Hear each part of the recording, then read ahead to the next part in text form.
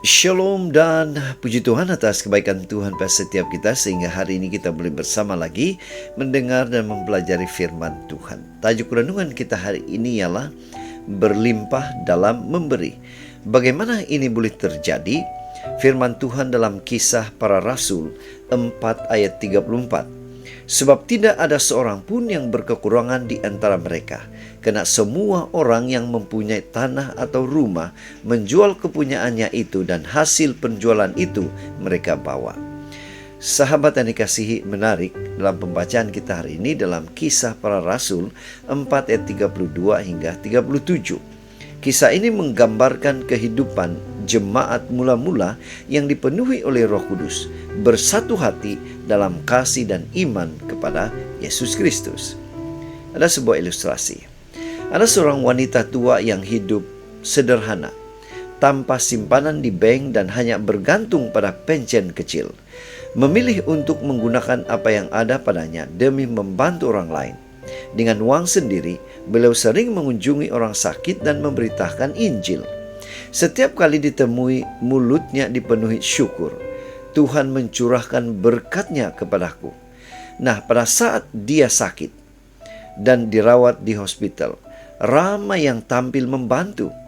Pada saat dia meninggal dunia, ramai hadir dan bersaksi bahwa mereka mengenal Injil melalui wanita ini. Sebuah kehidupan yang memberi dampak melalui semangat memberi yang tulus. Sahabat yang dikasihi, kembali kepada bacaan kita. Jemaat yang mula-mula dalam Kisah Para Rasul memperlihatkan kasih yang luar biasa kepada sesama. Mereka terdorong oleh kasih Kristus yang telah menyerahkan nyawanya, sehingga mereka tidak lagi menganggap milik pribadi sebagai sesuatu yang harus dipertahankan. Harta benda mereka dikongsi bersama. Tidak seorang pun yang berkekurangan. Mereka hidup sehati dan sejiwa dalam keseimbangan yang indah. Yang memberi tidak menjadi miskin, dan yang menerima tidak berlebihan. Karena kasih karunia Tuhan melimpah dalam persekutuan mereka. Sahabat yang dikasihi, dari renungan ini kita boleh menyimpulkan, salah satu bukti kasih sejati ialah memberi. Dalam tubuh Kristus, setiap anggota dipanggil untuk saling melengkapi dan mengasihi. Di mana kasih Kristus bersemayam, di situ akan ada semangat memberi, bukan keserakahan atau keegoan. Dalam persekutuan yang dipenuhi Roh Kudus, kelimpahan bukan hanya diukur dalam materi atau harta, tetapi dalam kasih karunia yang mengalir melalui kehidupan yang rela berkorban.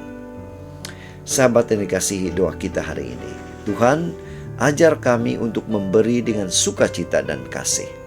Tanamkan dalam hati kami semangat seperti jemaat mula-mula untuk tidak mementingkan diri, tetapi hidup dalam kasih dan kesatuan dengan saudara seiman.